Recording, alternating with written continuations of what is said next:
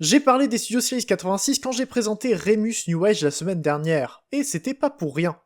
Le Megavember se termine avec l'une des sorties les plus anticipées de l'année. Les Studio Series 86 avaient besoin d'un Optimus, mais surtout d'un Megatron. Les versions CG Earthrise ont très vite été datées, à cause d'articulations perfectibles et de proportions à revoir. Donc Hasbro a décidé de refaire un Megatron qui serait cette fois-ci un peu meilleur. Ils l'ont fait sortir en leader class, et on verra si ça vaut le coup. En tout cas, il fait toujours un peu petit dans cette grande boîte. J'ai pu l'avoir grâce à Transformers.eu, qui m'a envoyé cette figurine pour en faire la review. Et comme d'habitude, je me dois de noter le soin avec lequel les boîtes étaient emballées. C'est toujours une certitude de recevoir les emballages en parfait état, sans coût supplémentaire malgré l'attention aux détails. Donc, bien sûr, si vous cherchez toutes les nouveautés, je recommande Transformers.eu, comme je l'ai toujours fait. Ma plus grande question au sujet de Megatron 86, c'était son mode alternatif. Là aussi, j'en ai parlé avec la review de Remus. Megatron en pistolet, c'est pas possible tant qu'on passe pas par un import du Masterpiece, ou par une version non officielle qui doit pas obéir aux mêmes lois ou pas au même niveau. Pourtant, Megatron a le plus grand nombre de modes alternatifs distincts pour un personnage. Que ce soit en animal ou en véhicule, Megatron est passé par presque tous les stades.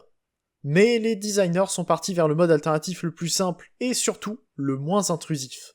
Megatron G1 se transforme en un canon avec une poignée, donc celui-ci devient un canon sur chenille.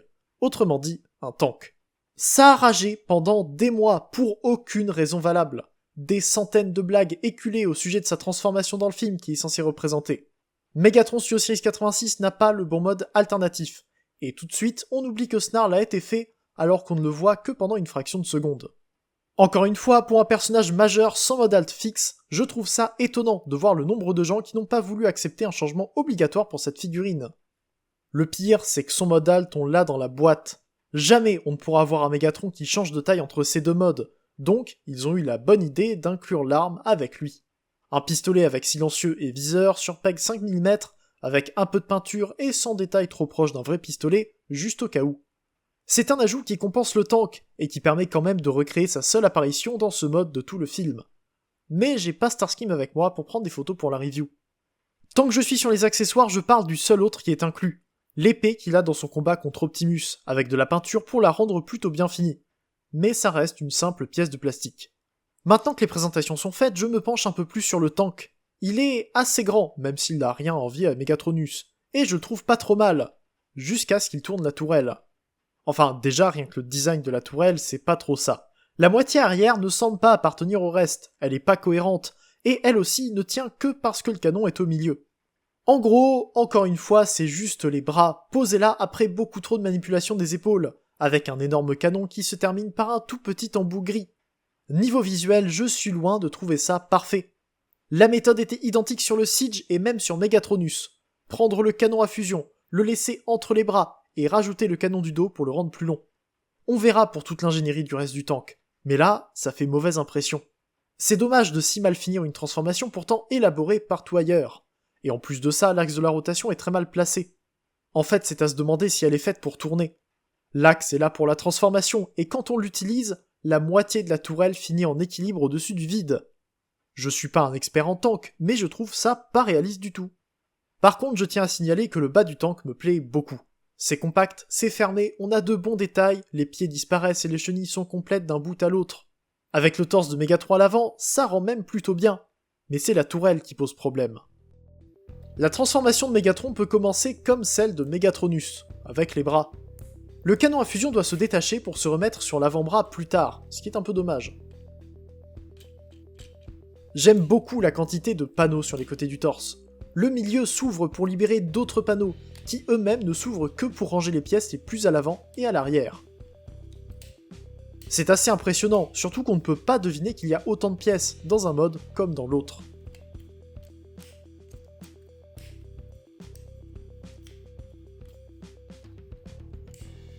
L'ensemble des chenilles se comprime en une pièce compacte qui sera cachée par les tibias, avec les pieds qui se déploient et se replient en dessous.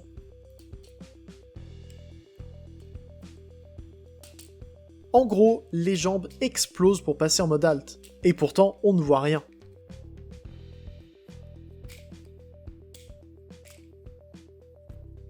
Le torse est moins impressionnant mais pas moins complexe. L'abdomen est coupé, le bassin doit tourner, les jupettes latérales tiennent les cuisses, et pourtant on ne s'y perd pas. C'est assez fluide et clair pour que ça se passe bien, et les étapes les plus compliquées restent l'ajustement des épaules pour former la tourelle du tank.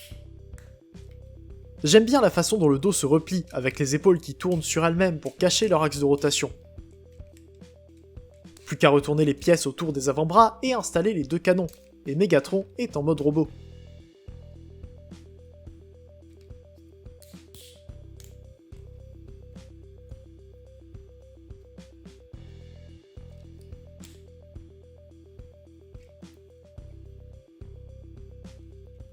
Et il y en a des choses à dire sur ce robot. C'est de loin le Megatron le plus proche du cartoon qu'on ait jamais eu en Generations, avec tous les détails qu'on pourrait attendre de lui. Le visage est joli, très ferme, au-dessus d'un torse assez grand qui est plus large que le corps. Non vraiment, la plaque du torse est plus large que les épaules, et c'est un choix super bizarre. On a les bons détails, et pareil sur l'abdomen, mais à cause de ce torse et des épaules plutôt petites par rapport aux avant-bras, Megatron fait beaucoup plus frêle qu'il le devrait. Je disais en mode tank que l'arrière de la tourelle était plus petite que l'avant, et ça se voit encore quand c'est en mode robot. Si les épaules avaient été plus écartées et plus grandes que ça, Megatron aurait eu une carrure plus correcte pour un grand méchant. C'est Megatron, c'est pas quelqu'un qui se cache derrière les autres pour faire le sale boulot. Et des proportions comme ça, je trouve pas que ça lui aille du tout. Par contre, les avant-bras sont pas mal, mais surtout, plutôt complexes. Avec tous les panneaux externes qui se retournent, et les mains aussi bien articulées que sur Ultra Magnus Studio ou Rodimus Kingdom, on a clairement un déballage de tout le budget ici. Par contre, les doigts font un peu court à cause de leur épaisseur, qui a été revue à la hausse pour les rendre plus solides que les mains de Rodimus. Et tant que j'y suis, je parle du canon à fusion. Le mien est un peu lâche sur son port 5 mm, mais surtout, je le trouve mal proportionné. L'arrière est trop éloigné, il est mal équilibré. Il y a un truc qui vient surtout de la transformation qui le rend imparfait. C'est dommage, parce que c'est son accessoire principal, au point où il est censé être inclus avec le design. Sans son canon, Megatron n'est pas complet, donc quand il est pas parfait, ça se voit. Je parle un peu du bassin pour évoquer les jupettes qui peuvent s'incliner vers l'arrière pour la transformation, et c'est pas mal pour le rendre dynamique. Mais surtout, les cuisses sont très permissives. Que ce soit vers l'avant ou l'arrière, il n'y a aucune gêne, et c'est très agréable à manipuler. C'est pareil pour les genoux, qui se plient très loin tout en étant sur un seul axe. Un très bon travail dans ses jambes, qui lui permettent d'avoir les articulations nécessaires pour la plupart des poses, et qui le rendent plus facile à faire s'agenouiller que Rémus. Alors ajoutez à ça des pieds qui peuvent aussi s'incliner vers l'avant, et vous avez un robot très bien articulé, dont le seul défaut sera d'avoir une tête trop limitée si on n'utilise pas le mouvement de la plaque du cou. Et c'est pas fini, parce qu'en le voyant de dos, on pourrait croire qu'il ne se transforme pas. Enfin, il n'y a que deux pièces visibles, le milieu du tank, derrière les tibias, qui reprend exactement l'attache de la crosse sur le jouet G1. C'est du keyboard, certes, et on voit des roues avec des chenilles au-dessus, mais c'est pas là pour rien. Il est censé avoir des pièces ici. Et c'est encore meilleur pour le dos lui-même, qui ne montre aucune pièce superflue. Il n'y a que le canon, qui est obligatoire ici, et c'est tout. On peut critiquer le mode tank autant qu'on veut, que ce soit pour son design ou pour le choix du mode au complet.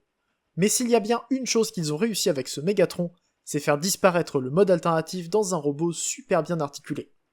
Je pourrais même penser qu'il est mieux articulé que certaines figurines non transformables, et qu'il a tout à fait l'air d'en être une lui aussi. C'est ça qui est fou avec lui. Quand je l'ai en main, j'oublie presque qu'il se transforme, grâce à la cohérence du robot et la qualité des articulations.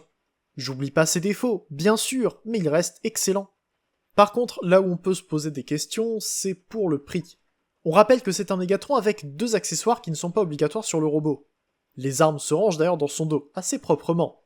Mais est-ce que ça vaut le prix d'un leader class ? En le comparant à Megatron Siege, c'est clair qu'il vaut plus. Il est plus grand, bien mieux articulé et mieux fini.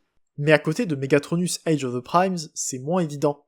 Les mains articulées ne font pas tout, et Megatronus est aussi complexe que lui, avec nettement plus d'accessoires.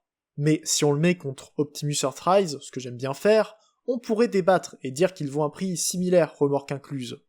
Optimus n'a clairement pas la complexité de Megatron, ni la taille de ses pièces, et le plastique de la remorque est fin et souple, donc ça ajoute pas beaucoup de prix à la figurine. En tout cas, pour un achat, c'est à vous de décider. Je mets le lien de Transformers en dessous de toute façon. Et bien sûr, j'ai pas fait le Megavember dans cet ordre pour rien.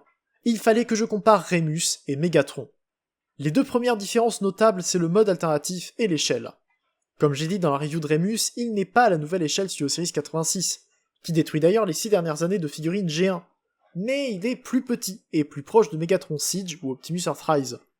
Donc, Megatron Studio 86 est plus grand. Mais lequel est le meilleur? De mon côté, je préfère Remus. Il est plus proche de ce que j'attends d'un Megatron, même si je l'ai pris dans des couleurs différentes. Mais Megatron est forcément plus proche du style Generations. En tant que figurine seule, c'est Remus qui l'emporte, mais en tant que membre d'une collection, Megatron est nettement meilleur. Le style le fait appartenir à une étagère Studio Series sans aucun problème, et il est nettement plus facile à manipuler que Remus.